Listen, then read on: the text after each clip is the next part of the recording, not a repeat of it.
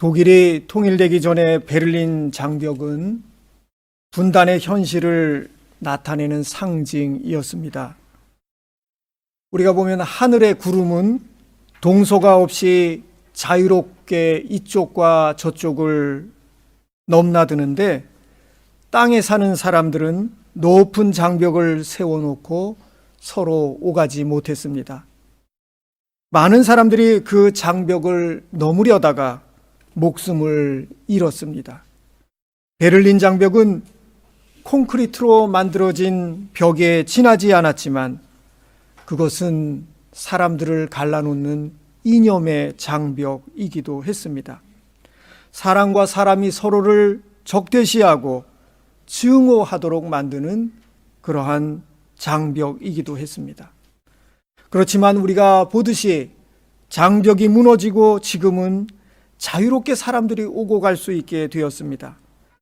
장벽이 세워져 있던 그 자리를 이쪽에서 저쪽으로 넘어가기 위해서 이제는 아무도 목숨을 걸 필요가 없는 세상이 되었습니다.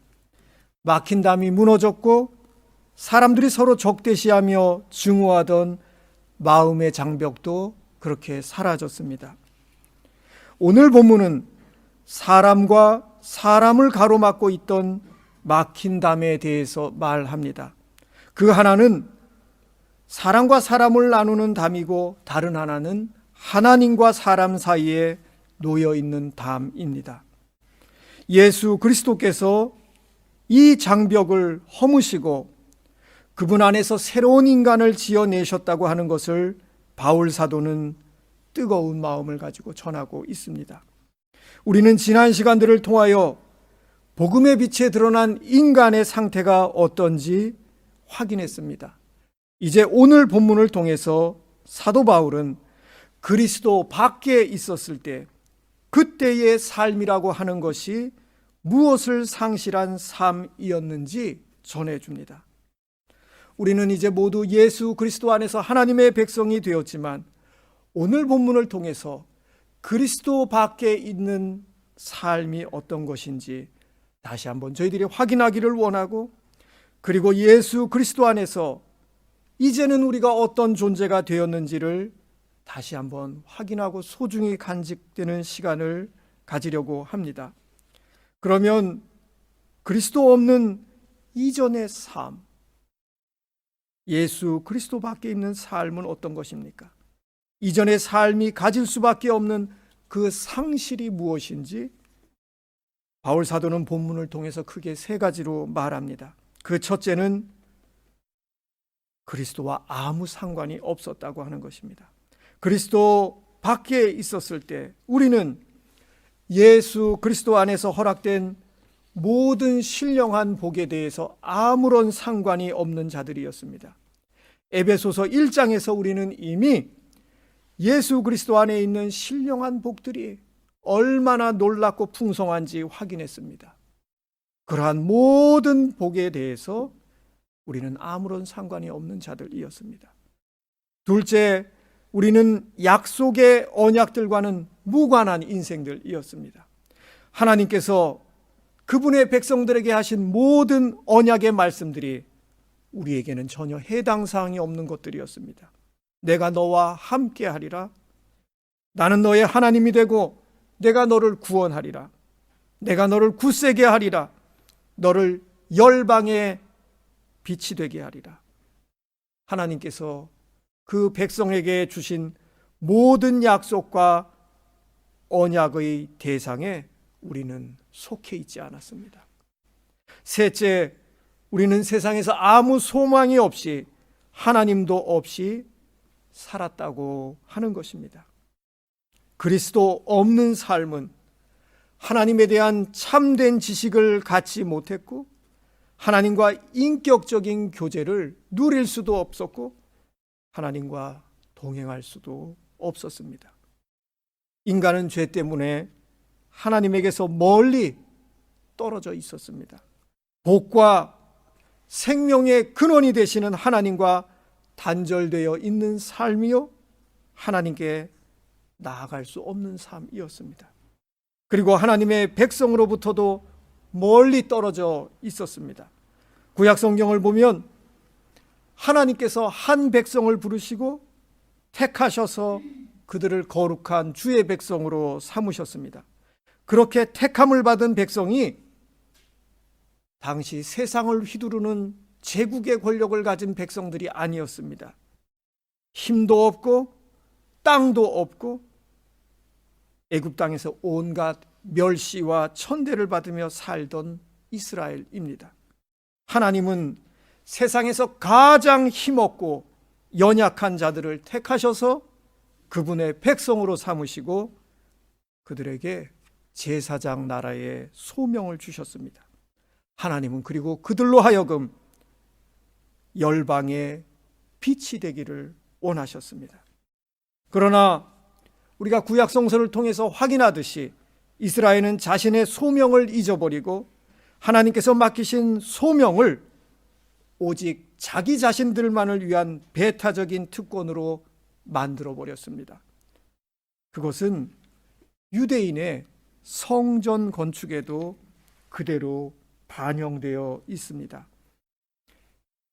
예수님께서 사역하시던 그 시대에 예루살렘에는 헤롯 성전이 세워져 있었습니다. 헤롯 성전에는 제사장의 뜰도 있고 이스라엘의 뜰도 있고 여인들의 뜰도 있었습니다. 이 모든 뜰들은 성전과 똑같은 높이에 세워져 있었습니다. 그러나 이방인의 뜰은 어디에 있었습니까? 이방인의 뜰은 거기에서 계단을 5계단을 내려가야만 했고 그것도 성전 전체를 1.5m 높이로 둘러싼 두꺼운 장벽 바깥에 자리 잡고 있었습니다. 그리고 그 장벽의 곳곳에는 이방인이 이 안으로 들어오면 사형에 처한다고 하는 경고문이 헬라어와 로마 말로 곳곳에 붙여져 있었습니다. 이방인은 절대로 성전에 다가갈 수 없었습니다. 그리고 유대인들은 이방인들을 마음속 깊이 멸시하고 혐오했습니다. 그들 마음속에는 이방인들을 향한 경멸과 적개심이 있었습니다. 결국 그리스도 없는 그때의 삶이 가지는 특징은 적대감과 사람과 사람을 서로 나누는 분열인 것을 우리는 보게 됩니다. 이방인과 이교도들을 향한 유대인의 경멸이 얼마나 심했는지 그때 유대인들은 이방인들을 향해서 이렇게 말했다고 합니다. 하나님께서 이방인을 왜 창조하셨느냐? 지옥불의 연료로 쓰시려고 창조했다. 이방인들의 오만과 유대인들의 오만과 이방인을 향한 경멸이 어느 정도였는지 우리는 그 말에서 확인할 수 있습니다. 이렇게 그리스도가 없는 곳에 나타나는 인간 삶의 모습은 장벽을 세우고 서로를 분리하고 적대시하는 것입니다. 사랑하는 교우 여러분, 그것은 지금도 마찬가지입니다. 그리스도 없는 곳에서 사람들은 사회적인 계층의 장벽을 세웁니다. 인종과 피부색을 갈라 장벽을 세웁니다. 교만과 편견의 장벽을 높이 세웁니다. 그리고 서로에 대한 무시와 적대감과 불신 속에서 살아갑니다. 다른 사람들을 배제시키는 일에 힘을 쏟으면서 살아갑니다. 자신이 마치 다른 사람들과는 차별되는 우월성을 가진 것처럼 행동하는 모든 것은 그리스도 없는 삶이 가지는 모습입니다. 우리에게도 예수 그리스도가 없다면 모두가 예외 없이 그렇게 살아갈 수밖에 없었습니다. 그런데 그리스도께서 막힌 담을 허시고 사람과 사람을 화목하게 하셨습니다. 십자가에서 우리가 져야 할 죄와 불순종의 결과를 그분이 대신 감당하셨습니다. 예수님은 십자가 안에서 계명의 율법을 폐하시고 이제는 모든 사람이 그분 안에서 하나님께 나아가는 길을 얻게 하셨습니다. 이제 모든 사람은 그리스도를 통해서 하나님 앞에 나아가 설 수 있게 되었고 언약의 백성이 되었습니다. 저와 여러분 그렇게 예수 그리스도 안에서 하나님의 언약 백성이 되었습니다. 유대인이 하나님의 언약 백성의 표로 시행하던 할례나 의식이나 정결 예법과 같은 그러한 모든 다른 것들을 통해서 하나님께 나아가는 것을 예수님은 그분의 십자가 안에서 폐하셨습니다. 오직 그리스도를 통해서 모두가 하나님 앞에 나아가는 길이 주어졌습니다. 그러므로 이제는 누구든지 그가 유대인이든지 이방인이든지 종이든지 자유인이든지 남자이든지 여자이든지 모두가 그리스도 안에서 하나님께 나아갈 수 있게 되었습니다. 예수 그리스도 안에서 우리가 어떤 존재가 되었는지 오늘 본문에 보니까 사도 바울은 이렇게 전합니다. 그분은 이 둘을 자기 안에서 하나의 새 사람으로 만들어서 평화를 이루셨다. 새 사람은 새로운 피조물, 새로운 인류를 뜻합니다. 예수 그리스도께서는 그분 안에서 전혀 새로운 피조물을 지으셨습니다. 그리스도께서는 유대인과 이방인의 차이를 철폐하셨고 할례자와 무할례자의 차이를 철폐하셨습니다. 자유인과 종의 차이를 철폐하셨고 인종의 차별과 성의 차별을 철폐하셨습니다. 사람과 사람을 나누고 분열시키는 모든 것이 예수 그리스도 안에서 무너졌습니다. 예수 그리스도 안에서는 그러므로 더 이상 그 누구도 외국인이 아니요 나그네도 아닙니다.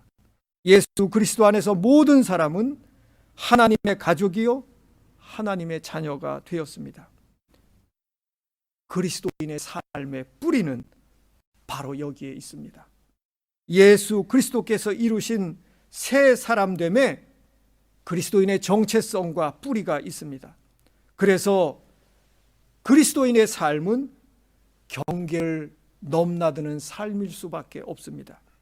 독일 말로 표현하면 그렌츠갱어, 이 삶이 그리스도인의 삶이라고 할 수 있겠습니다. 독일이 통일되기 전에 철의 장막을 넘나드는 사람들을 그렌츠갱어라고 불렀습니다.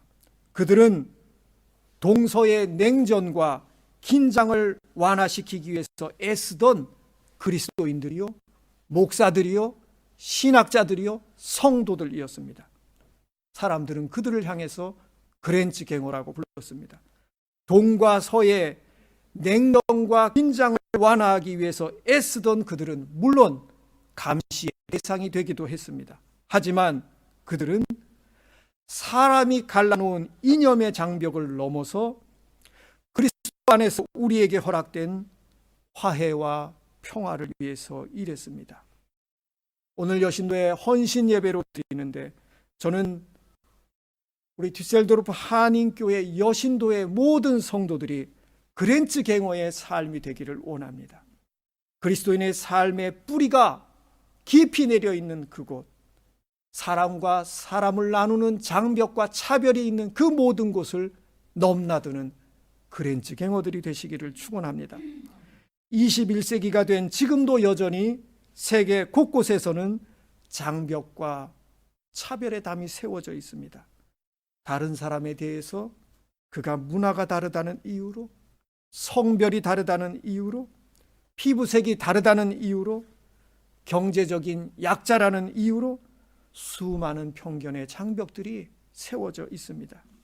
그런데 안타까운 것은 오늘날 그리스도인의 이름을 가지고 살아가는 많은 사람들이 그런 담을, 차별을 극복하는 일에 나서기보다는 그것을 묵인하고 방조하고 있습니다. 그것은 그리스도께서 성취하신 것을 거꾸로 되돌려 놓는 것입니다.